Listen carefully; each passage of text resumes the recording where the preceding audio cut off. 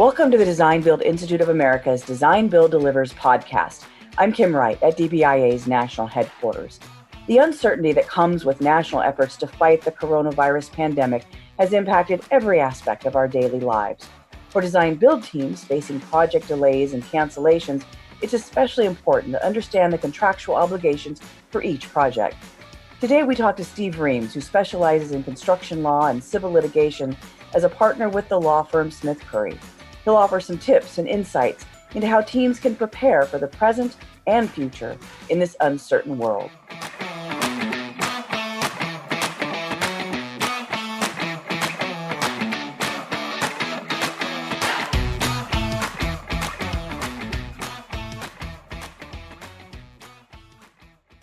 So, Steve, thank you so much for joining us today. There are so many uncertainties out there right now in the industry and firms and workers trying to figure out what's next, what's coming, what's ahead. Give me an idea of what are some of the biggest concerns that you're hearing from clients and even design builders generally. Well, one of the biggest concerns really is just, are people allowed to continue with their projects? Some states and municipalities have taken steps to halt certain construction projects. Others have taken different steps. I was just, because of some client issues, was taking a look at New Jersey today, who is allowing projects to go forward, but with recommendations for contractors and companies to utilize best efforts to reduce staff as much as possible and try to maintain the 6-foot distance where they can. I have other clients whose projects are continuing for now, but the biggest concern, I think, is just whether or not projects are going to be shuttered in order to reduce in-person contact. And that's no small feat too, as you try to navigate. How do you keep people safe on your job site? How do you fulfill the obligations that you have to specific limitations from either your county, state, local municipalities, and yet still produce a project? That's correct. And as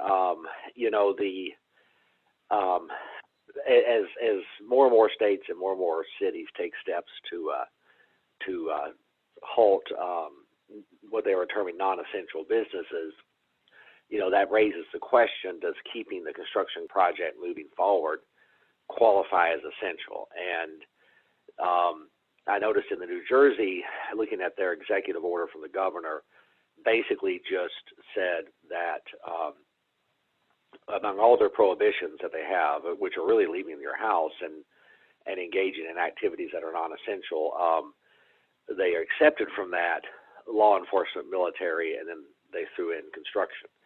So, and basically their thinking was that work cannot be done remotely, which is one approach, is to say, can the work be done remotely? And if it can't, then you can go do it in another setting, a live setting. But the other approach would be to say, we're not going to allow that because we have to cut down on in-person contact. And other states have taken that position where essentially construction projects are not going forward.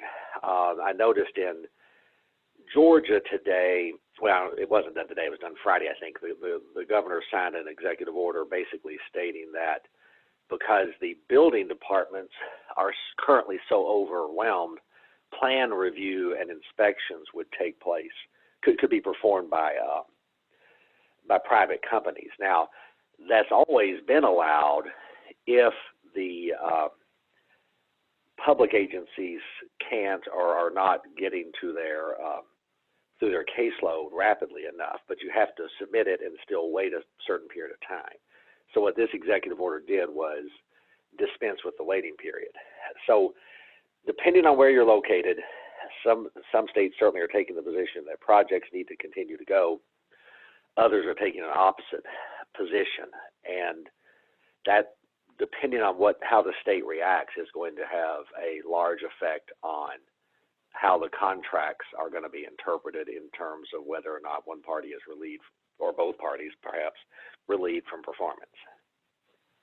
And the fact that so much of this response is, in fact, locally based or state based, I would think that lack of consistency nationwide also presents a real challenge for organizations, particularly those that are in multiple states, as far as how to proceed in each individual unique situation. It does, although that's not really new, because each of the 50 states and the territories all have certain nuances to their laws that always apply as long as you're working in a contract that is governed by that state's law. Different indemnity obligations, or rather requirements that you can put into a contract, limitations on hold harmless agreements, or limitations of liability. Things like that are always a little bit different state to state. So for companies that work nationwide or work in multiple states, they're always going to be accustomed to there being nuances. The new challenge is really, this is big picture stuff. Are we excused from performance? Is the project going to be shut down? If it's suspended for some period of time, are we entitled to compensation? If we're ordered to participate with smaller staffs and smaller numbers of personnel in order to limit close contact, and that then slows the project down, is the owner entitled to some compensation, or is the contractor or design builder entitled to compensation because they would have been finished with that project earlier? So a lot of this stuff is really just now hitting the top burner, the front burner, and I don't know that we have a lot of answers on these yet. Every event on a construction project can have widespread impact to all the players, and certainly owners want their projects delivered quickly so they can put them into operation and begin to realize financial benefit from the project. But by the same token, contractors and design builders benefit to finish projects on schedule. I won't necessarily say always more quickly, but you make money by getting finished with projects and getting off of them, collecting final payment and moving on to the next one. And in either event, that is clearly going to be impacted and delayed by the issues with the virus. And if two parties are looking at each other to say who gets to recover in this event, those are the questions we really don't have answered yet, because they unfortunately with the law, they're oftentimes answered in some sort of dispute resolution process, either arbitration or a court, and you don't know how someone's going to rule until the ruling comes down. So let's talk then a little bit about force majeure and where getting it, like every day is a new day. In all honesty, we know that to be true. What is it? What's the best advice you can give someone who is still just exactly not quite sure where this is going to go for project A, let's say? I would think that as design builders generally try to approach their projects, communication is probably key. Maybe having those conversations early rather than late. Yes, I mean, design build is intended to be a collaborative process. I think right now that need for collaboration is essential, probably more than it's ever been. Secondly, it's always been an area where good working relationships, particularly maybe if parties have a history together, can benefit the next project because of their ability to communicate. So absolutely, I think parties have to start communicating about where they're going and what they hope to have happen as quickly as possible. Clearly, if there's an order to cease work, that is an event that's going to be likely treated as a true force majeure event, although force majeure is never easy. Courts interpret it narrowly, and the tendency is to look for language in that force majeure clause that it either covers the event in question or is close enough that you can say the force majeure event was contemplated by the parties. If it's not contemplated, then it's sort of the Wild West a bit in terms of what parties can argue. But I would say that a governmental order to shut down is likely going to be a force majeure event. Then the question becomes, how do we treat the fallout from that? But also, too, I think people are going to have to think more long-term than that. even just within the last week, life has changed so much in terms of what people are doing, are expecting to do, what would be normal, and now what would be really something that you would be, not only not want to do for health and safety reasons, but practically ashamed to undertake. So what does that mean for certain projects? Are some projects going to be needed in the same way when they're scheduled to be complete? Maybe that project isn't necessary, or if it is necessary, isn't necessary in the same way. And I think that there will need to be a tremendous amount of flexibility on both the project delivery side and on the owner side to sort out where we go in what truly are uncertain times, where we don't know how this is going to develop over time. And hopefully that last bit is overblown, and a few months from now we're thinking, well, that's all behind us, and I hope that that's the case. But clearly this could have an impact on the type and nature of the final projects that we hope to have when projects that are currently underway are being completed or scheduled to be complete.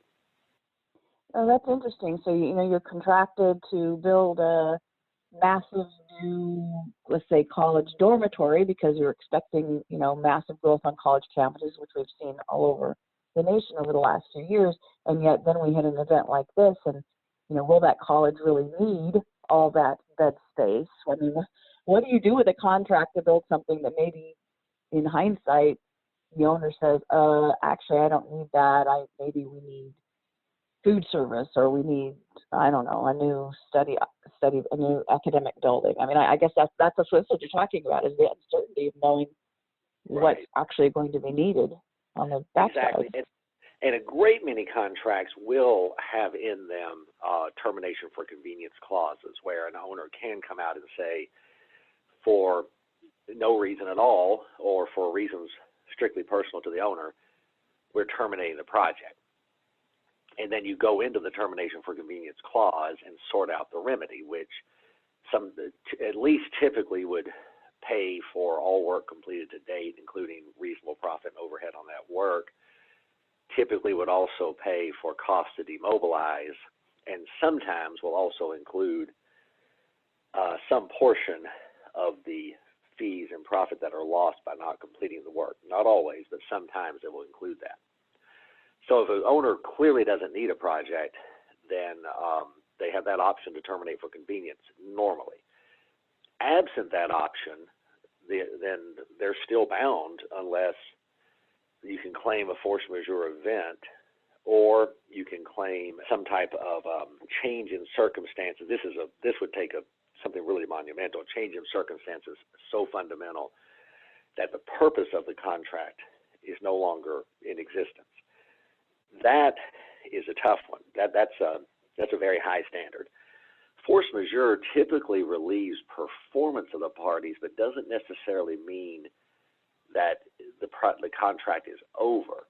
And that's, I think, would have to be analyzed pretty difficult. Is the force majeure saying that it no longer has to be complete by a certain date because you can't get enough workers on site? Or is the force majeure going to say the entire project is now unnecessary? And I think that analysis is going to be different under either argument. Obviously, if we're saying the entire project is no longer necessary and both parties just get to go home, that's a higher standard. But in all honesty, most contracts are going to have some sort of termination for convenience clause. I think what owners might want to think about, though, is this: would we rather go into some sort of long-term suspension with the project? Under typical contracts, if work is suspended for a period of time that the contract would name, once you exceed that period of time in total days of suspension, the either contractor or design builder would have the right to terminate for default, basically saying, you suspended work now for accumulation of 60 days in the last year or 30 continual days, whatever the contract says. So we can now exercise our right to terminate for default and claim default damages. an owner to come out and say, we will never need this dormitory is a big call. But to come out and say, I would like 6 months to a year to decide if I'm going to need this dormitory, but I don't really want to kick everybody off site, demobilize, and have to rebid to bring someone back. I think this is when you go into your collaboration mode and try to come up with maybe some sort of long-term suspension so the parties can step back, shutter the project in a way that is safe and preserves the work in place and is economically is the most economical way to do it, so that it could be reopened without having to reopen the project from absolute scratch. Because anytime you do try to hire one company to finish another company's work, regardless of the circumstances, it is typically a lot more expensive, because you're bringing someone into, a half-finished project with unknown circumstances. They're going to have to do a certain amount of evaluation once they're on site anyway, and it's always more expensive. I've never seen a project replace a contractor or design builder and come out cheaper at the end than it was originally contracted for. So I think if parties are really being collaborative, this might be a time when they could sit down and craft some unique solutions and issue a change order to allow for the parties to watch how this develops a bit over time before they make ultimate decisions on their projects. Well, and to some degree, it gets back to that classic case of managing risk, too. Everyone is going to be managing a good amount of risk going forward, I think, any way you cut it. But that type of collaborative conversation might allow it to be spread across all of the parties, potentially. Exactly. And the idea being, it's always cheaper to negotiate something reasonable that you can live with than it is to fight over the ultimate outcome. And then if you fight over the ultimate outcome, it's expensive and you may not prevail, which is why, as lawyers, we always tell clients that litigation is inherently risky. So, yeah, collaboration, trying to come up with mutually agreeable solutions. We're going to see this in a lot of contracts.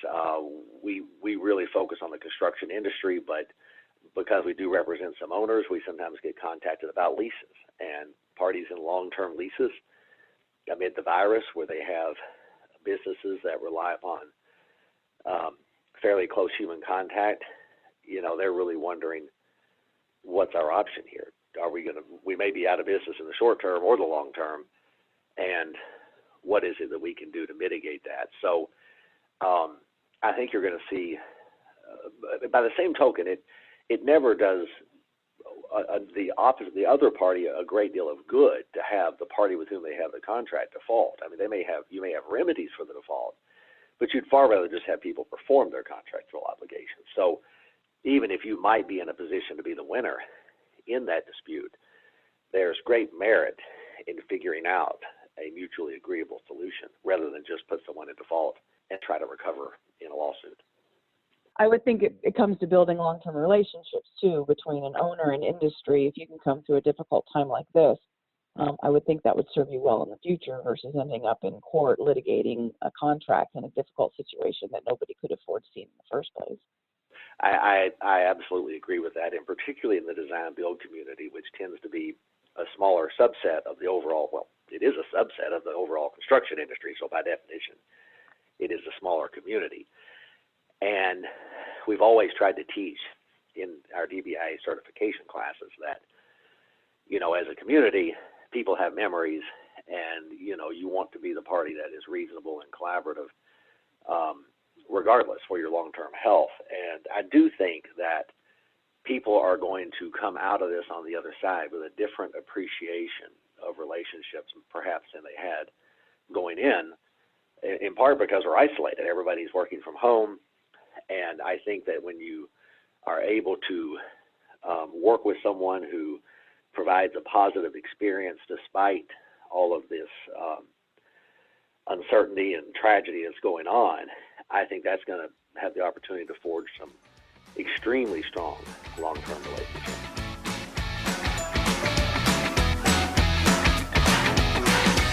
Thanks to Steve Reams with the law firm Smith Currie for offering his insight into the legal challenges facing our industry. DBIA continues to search for ways to help our members and community during these challenging times.